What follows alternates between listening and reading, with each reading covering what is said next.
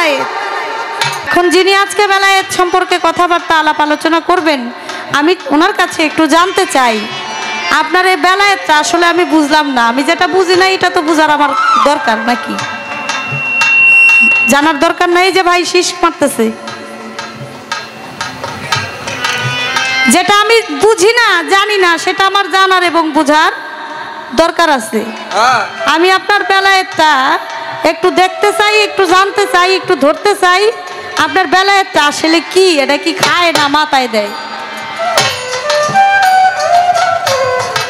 বেলায়েত কি খালি শুনি, কিন্তু আসলেই যে বেলায়েতটা কি, এটা কি ধরা যায়? এটা কি খাওয়া যায় না? এটা মাথার দেওয়া যায় না? কি করা যায় এই বেলায়েত দিয়া? কি করে বেলায়েত দিয়া? আমি আপনার কাছে জানতে চাই বেলায়েতটা আসলেই কি।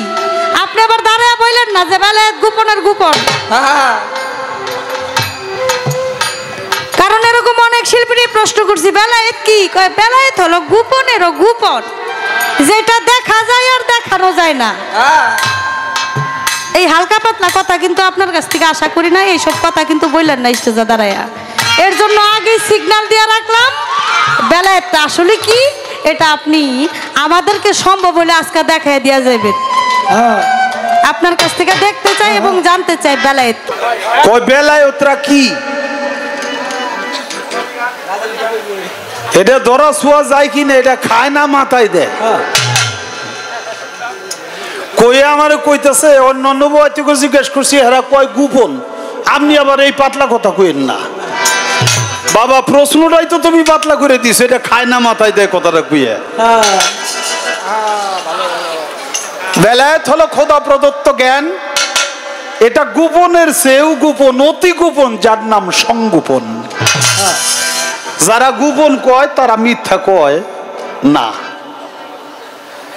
বেলায়েত হলো খোদা প্রদত্ত জ্ঞান, খোদা প্রদত্ত প্রেম। যেই জ্ঞানের মাধ্যমে, যেই প্রেমের মাধ্যমে খোদার সাথে, বান্দার সাথে, আশেকের সাথে, মাশেকের সাথে লয় প্রাপ্ত হয়, তার নাম হলো বেলায়েত। হাম মারে না যেন, অনুরোধ থাকবে। তো আমি জবাব তো হয়ে গেল, একটা গান আমি এখানে রাখবো। কিন্তু বিষয়টা হলো, গান শুনছি এই পৃথিবীর আগে পয়দা হয়েছেন মোর রাসূলুল্লাহ ইয়া মুহাম্মদ হাবিবাল্লাহ। আমার কোনো আপত্তি নাই। আল্লাহ হলো স্রষ্টা, প্রথম সৃষ্টি, তার আওয়ালুমা খালাকুল্লাহি মিন নূর। নূরে মুহাম্মদকে আল্লাহ তাআলা সৃষ্টি করছে। সেই মুহাম্মদ রাসূলুল্লাহ, সকলে বলি সাল্লাল্লাহু আলাইহি ওয়াসাল্লাম। তার থেকেই নবুয়ত, তার থেকেই বেলায়েত। তার পৃষ্ঠদেশে নবুয়ত, আর বুকে হইল বেলায়েত। তারপরের গানটা শুনছি চমৎকার, ইয়া মুহাম্মদ মুস্তাফা নবী সাল্লাল্লাহু নবীজি আদম সুফির বাবা, নবী আমার কাবারও কাবা। নূর নবীজির প্রেমে কাবা হয়েছে কালা। এখন আমার ভিতর থেকে খালি কইতেছে, আবুল রে তুই তো মুক্তারে জিগে যে নূর নবীর প্রেমে যে কাবা কালা হইলো, কাবা দলা ছিল কবে? যদি দলা থাকে তাইলে না কালা হওয়ার কথা, আর যদি কালাই থাকে তাহলে তো ওটা আসে না। তো নবীর প্রেমে যে কাবা কালা হয়ে গেল, কাবা কোনোদিন দলা ছিল কিনা, থাকলে কবা ছিল, আমি এটা জানতে চাই। আমি নবীর মহব্বতে গান করব। কারণ হলো, নবীর পৃষ্ঠদেশে মহরে নবুয়াত, নবীর বুকে ছিল বেলায়েত। নবী পর্যন্ত একটা পিলার, যেমন ভারতের একটা বর্ডার থাকে, এরকম নবী হইল বর্ডার। তার পৃষ্ঠদেশ পর্যন্ত, পিছন পর্যন্ত নবুয়াত, আর নবীর সামনে থেকে মাওলা আলীর মাধ্যমে হলো বেলায়েত। তাই নূর নবীকে অসম্মান করে, মহব্বত না করে কেউ কোনোদিন কামিয়াবি অর্জন করতে পারবে না। এটা একজন জ্ঞানী লোকের সঙ্গ করলে তারপরেই পাওয়া যায়। বাজান বলেছে, অজ্ঞানতার পর্দা কাটলে এই আরফাতে হাজির হবি, জ্ঞানী হইলেই পাপ হইতে মুক্তি পাবি।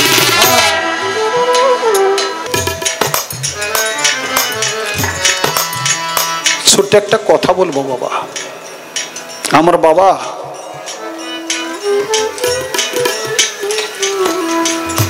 দুইবার ঢাকায় হাসপাতালে ভর্তি হয়। প্রথমবারের চিকিৎসার দায়িত্বটা আমি নিজে নিজেই নিয়েছিলাম। যায় যায় অবস্থা,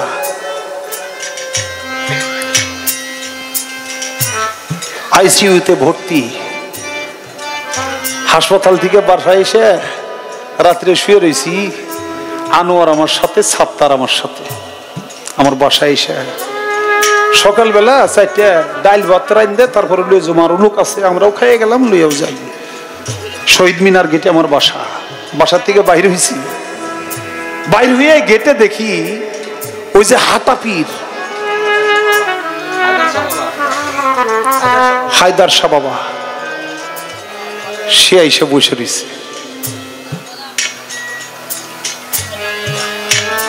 এইভাবে ঘাড় নিচু করে বসে রয়েছে। অন্তত সাথে 1-150 লোক, তারা চাপানের বিরতি। উনি হাঁটতো, শুধু ওনার সাথে সবাই হাঁটতো। ওনাকে পাইয়াই সামনে দিয়ে তো কাছে যাওয়ার কায়দা নাই, মানুষ ধাক্কাই আমি পিছনে গেছি ওনার। উনি এভাবে পশ্চিম দিকে মুখ করে বসে রয়েছে, আমি গেছি পিছনে। পিছনে যাইয়া আমি বললাম, হায়দার শাহ বাবা, তুমি আল্লাহর কুতুব, তুমি শহর কুতুব, আমি জানি তুমি আল্লাহর বন্ধু, আমি জানি, আমি বিশ্বাস করি। আমার বাবা হাসপাতালে, আমি তোমার কাছে আমার বাবার জীবনটা ভিক্ষা চাই।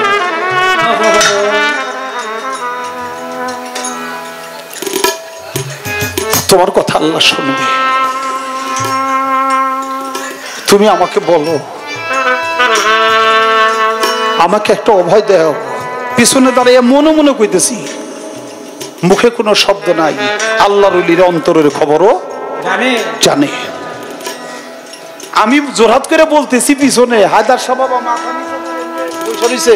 সে ঘাড় কাট করে এমনি করে উঠে, না ডান দিকে এমনি করে উঠে, ওই বসা অবস্থায় আমার হাত দিয়া এইভাবে হাতটা জাগাইয়া আমারে আশীর্বাদ করলো। আমি সাথে সাথে ওইখান থেকে ভক্তি জানাইলাম। ভক্তি জানাইয়াই আনোয়ার আর সাত্তার এই দুজনকে বললাম, বাবা এই তারিখে মরবে না, এটা আমি শতভাগ নিশ্চিত, চল, কোনো চিন্তা নাই। কয় কেমনে কইলেন? আমি কি হায়দার শাহ বাবা আমারে আমার মোনাজাত কবুল করে দিছে। সে আল্লাহ শহর কুতুব, তোরা চিনোস আর না চিনোস, সে শহর কুতুব, সে দুই একটু মাপের অলি না, অনেক বড় মাপের অলি। চল, আমরা এখন এত তাড়াতাড়ি হাসপাতালে যাওয়ার দরকারই নাই, কারণ বাবা বেঁচে যাবে।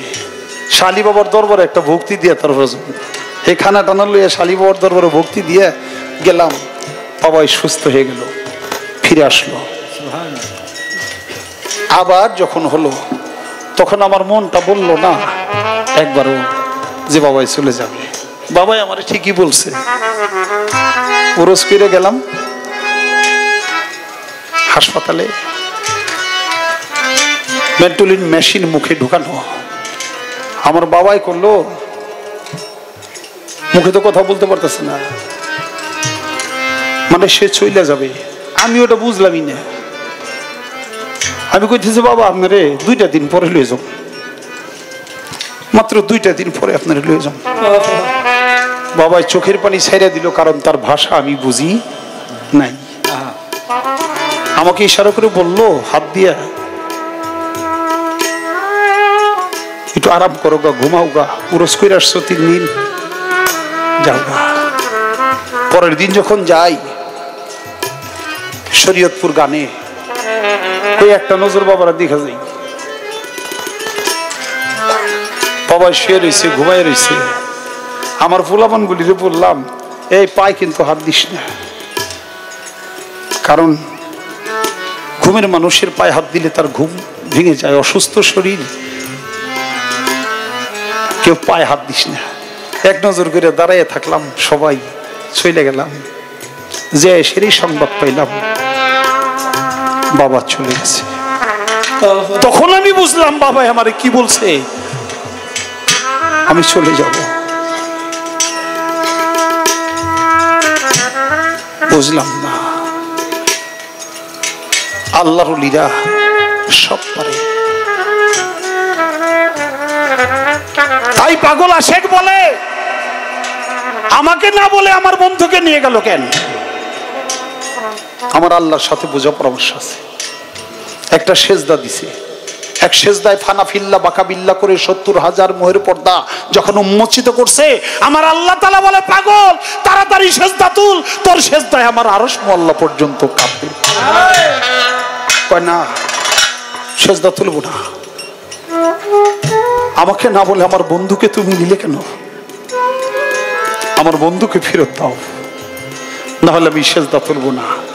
আমার আল্লাহ তাআলা পাগল রে ভুলাইয়া রাখে। আমার আল্লাহ বলে পাগল রে, তোর বন্ধুকে ছাড়া তুই যা চাবি আমি আজকে তোর তাই দেবো, তুই চাইয়া দেখ, তুই যা চাবি আমি তাই দেবো। তোলা পান্ডা যেমন ভুলায়, বাপ মার সাথে যাইতে চাইলে 2 টাকা দেয়, 500 টাকা দেয়, বেহাতি কিনা খাও, লজেন্স কিনা খাও,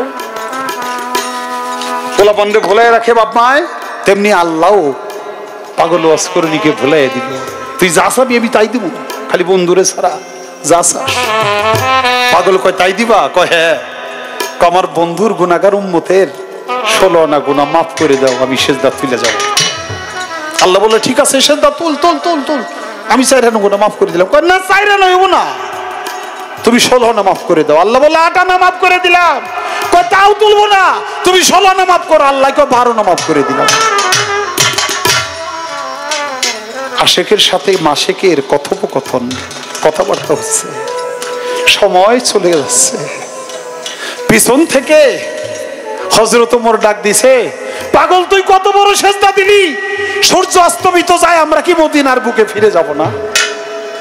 তুই সেজদা তুল। আশেকের ডুরিটা কেটে গেল। পাগল উঠছে, চোখের পানিতে বুক ভেসে যাচ্ছে। হযরত ওমর কয় হায় হায় রে, কি সর্বনাশ না জানি করছে। পাগল বলে ওমর আর একটু সময় তুই আমারে দিলি না, আর একটু সময় যদি একটু অপেক্ষা করতি, আমি আমার বন্ধুর গুনাহগার উম্মতের 16 আনা গুনাহ মাফ না করে আমি উঠতাম না।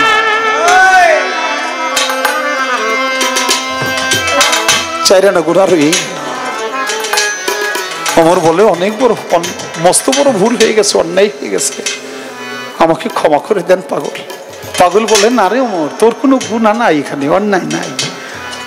মাকার আল্লাহ মাকার দে হাসে না, আমার আল্লাহ তাআলা সবচেয়ে বড় বকরবাজ, তোরে দিয়া আমারে সেজদা থেকে তুলাইলো, 4 আনা গুনাহ রয়ে গেল। 4 আনা গুনাহ যদি না থাকে দুনিয়ার মানুষ ইবাদত বন্দেগী ভুলে যাইতো। এই জন্য 4 আনা রয়ে গেছে। এই 4 আনা আমাদের জন্য 16 আনা। আমার নবী একবার মেরাজে যাওয়ার পথে একটা দুধের পিয়ালা পান করছিল, নিচে একটু রয়ে গেছিল। আল্লাহ বলছিল যদি তুমি সম্পূর্ণটুক চাইটা চুইটা খাইতে, আমি 16 আনা গুনাহ মাফ করে দিতাম তোমার গুনাহগার উম্মতের। নবী বলছিল যে তাই যদি হয় আমি ওই দুধের পিয়ালা সুইটা খেয়ে ফেলাবো। আল্লাহ আমার আর একবার সুযোগ দাও। আল্লাহ বলছিল না, তা হবে না, 4 আনা রয়ে যাবে, না হলে মানুষ ইবাদত বন্দেগী ভুলে যাবে। ওই 4 আনা যতটুকু আছে ততটুকুই তো 16 আনা। আবার সেই 4 আনা থেকে, ওই 16 আনা থেকে আবার ভাগ করে 12 আনা মাফ করলো আমাদের জন্য, আবার 4 আনা গুনাহ রয়ে গেল। হযরত ওমর বলে পাগল তাহলে যাবার পথে আমাকে একটা ওসিয়ত করবেন? করব। ওমর বলো তো, তুমি যে আল্লাহর ইবাদত করো সেই আল্লাহকে তুমি দেখো। ওমর চিন্তা ভাবনা করে কিছুক্ষণ অপেক্ষা করে জবাব দিল, এই খোদা প্রদত্ত জ্ঞানের নাম হলো বেলায়েত, ইলমে বেলায়েত।